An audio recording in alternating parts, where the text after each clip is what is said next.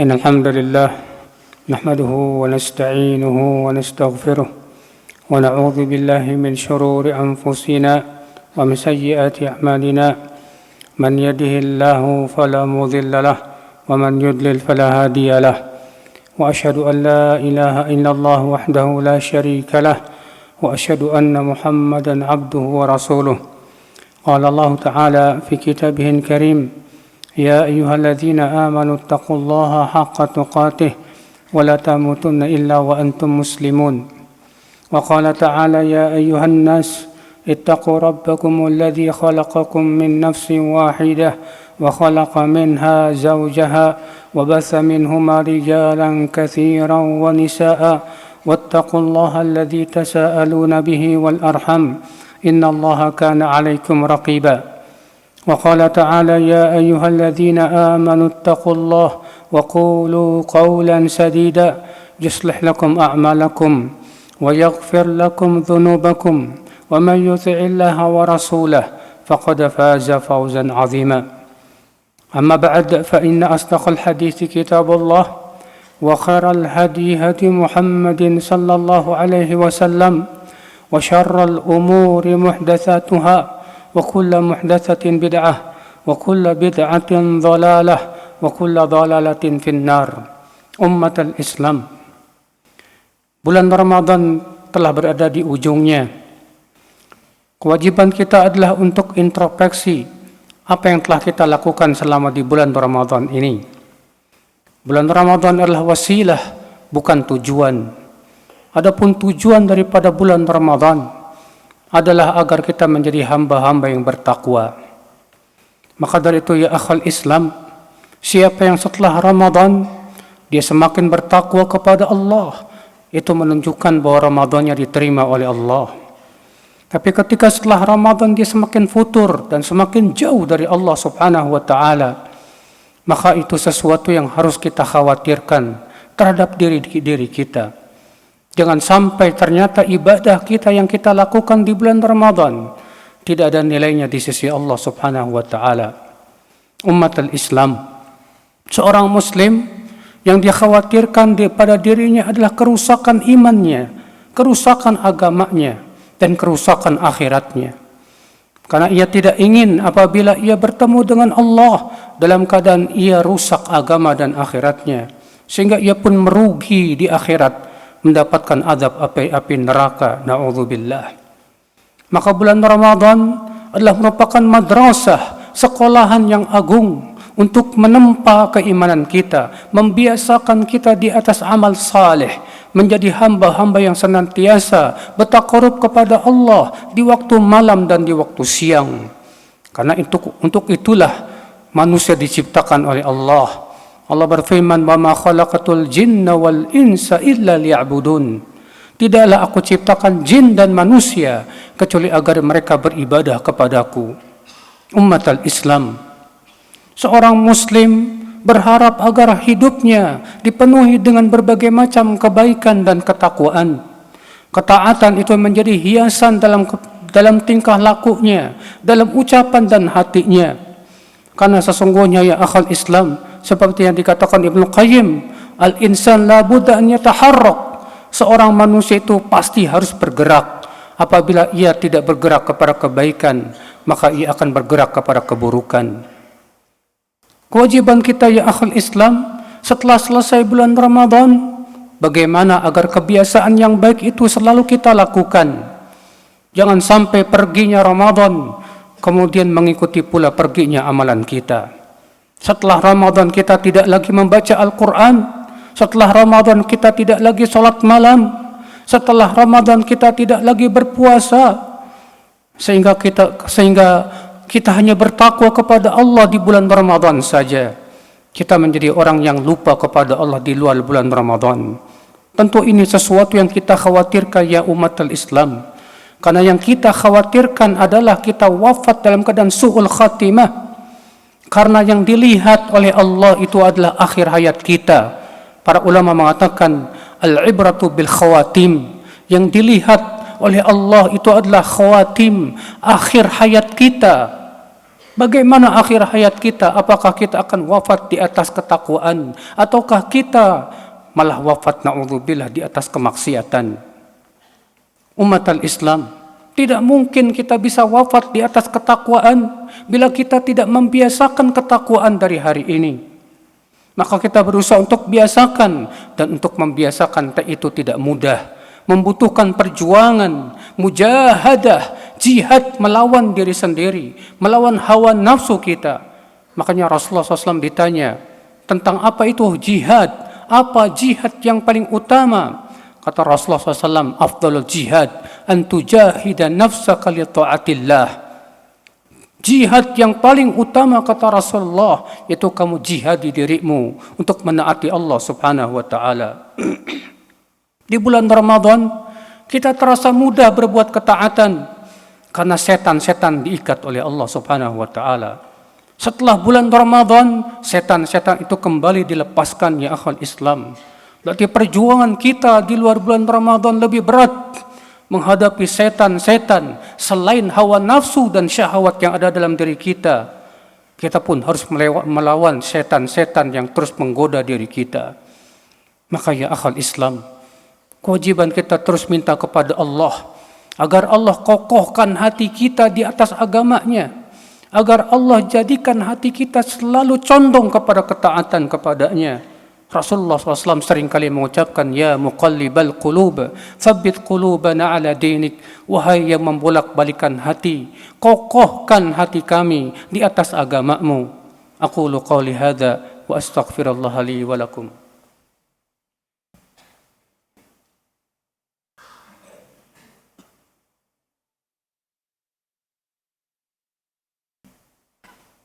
Alhamdulillah, wassalatu wassalamu ala rasulillah, ummat al-Islam. Amalan-amalan saleh yang kita lakukan di bulan Ramadan, jangan pula sampai menipu kita, ya akhal Islam.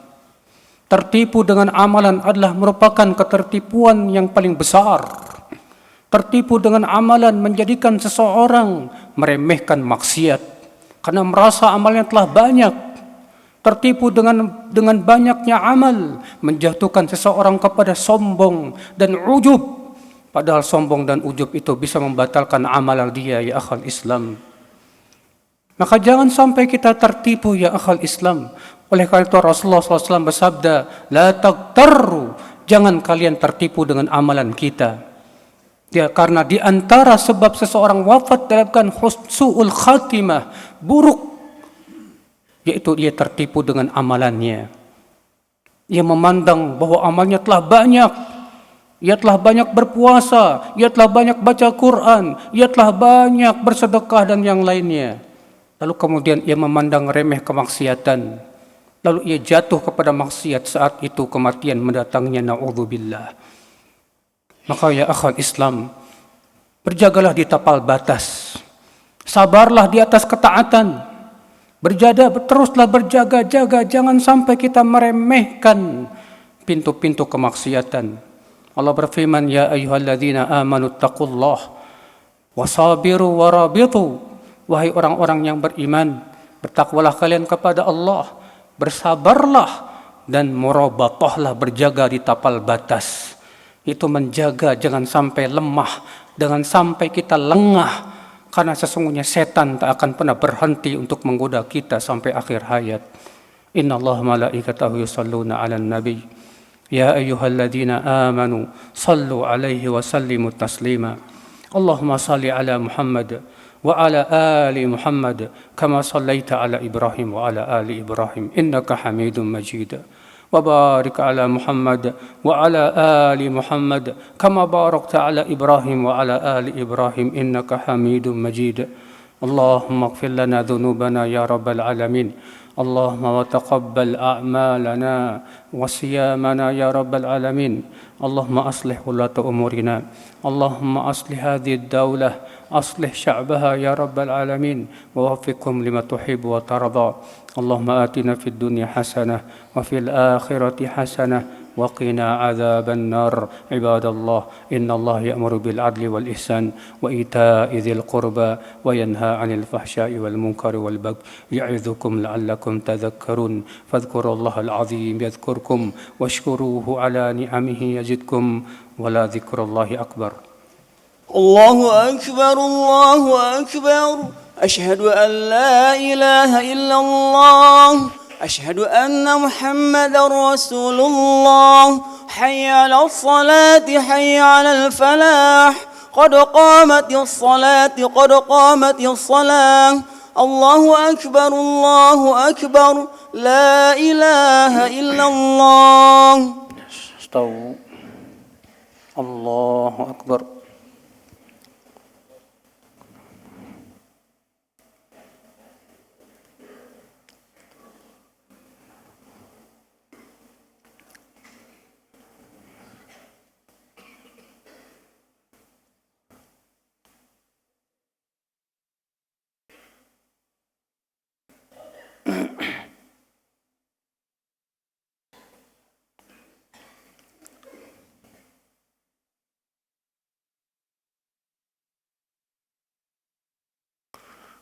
الحمد لله رب العالمين الرحمن الرحيم مالك يوم الدين إياك نعبد وإياك نستعين اهدنا الصراط المستقيم صراط الذين أنعمت عليهم غير المغضوب عليهم ولا الضالين آمين.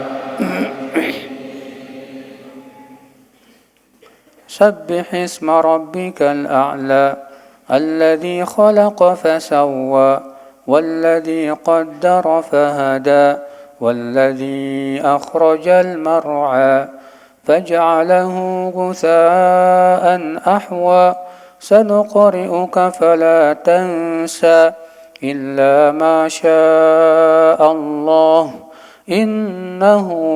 إنه يعلم الجهر وما يخفى ونيسرك لليسرى فذكر إن نفعت الذكرى سيذكر من يخشى ويتجنبها الأشقى الذي يصلى النار الكبرى ثم لا يموت فيها ولا يحيا قد أفلح من تزكى وذكر اسم ربه فصلى بل تؤثرون الحياة الدنيا والآخرة خير وأبقى إن هذا لفي الصحف الأولى صحف إبراهيم وموسى. الله أكبر.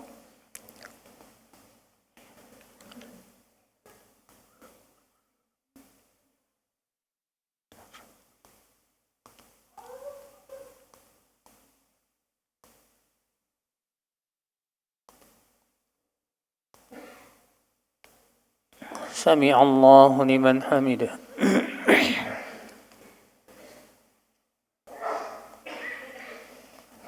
الله أكبر.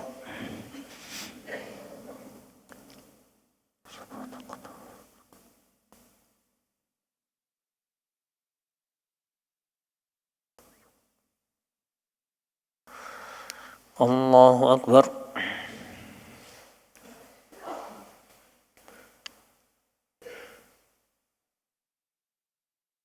الله أكبر.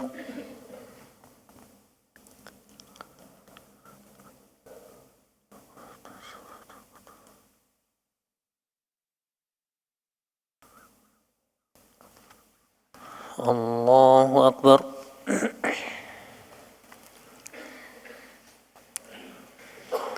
الحمد لله رب العالمين الرحمن الرحيم مالك يوم الدين إياك نعبد وإياك نستعين اهدنا الصراط المستقيم صراط الذين أنعمت عليهم غير المغضوب عليهم ولا الضالين آمين.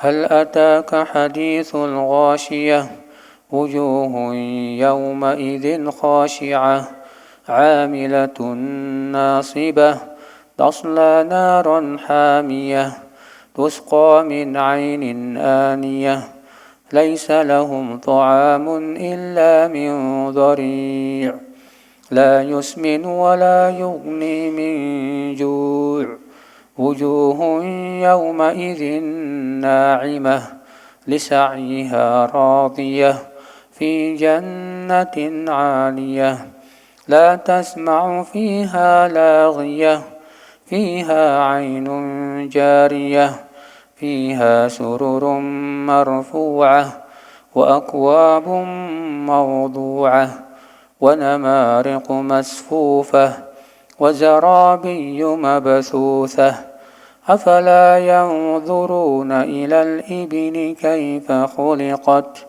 وإلى السماء كيف رفعت وإلى الجبال كيف نصبت وإلى الأرض كيف سطحت فذكر إنما أنت مذكر لست عليهم بمسيطر إلا من تولى وكفر فيعذبه الله العذاب الأكبر إن إلينا إيابهم ثم إن علينا حسابهم.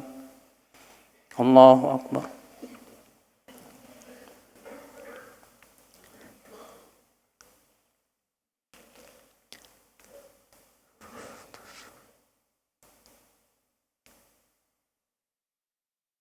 سمع الله لمن حمده. الله أكبر.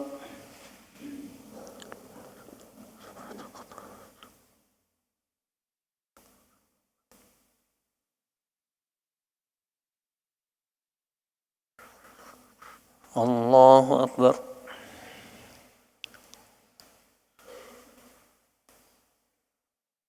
الله أكبر.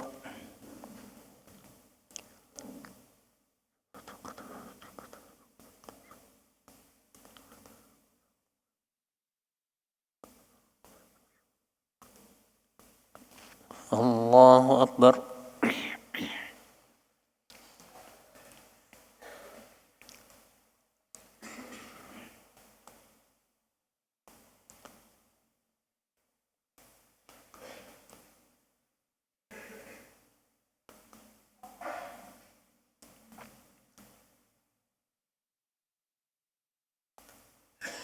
السلام عليكم ورحمة الله. السلام عليكم ورحمة الله.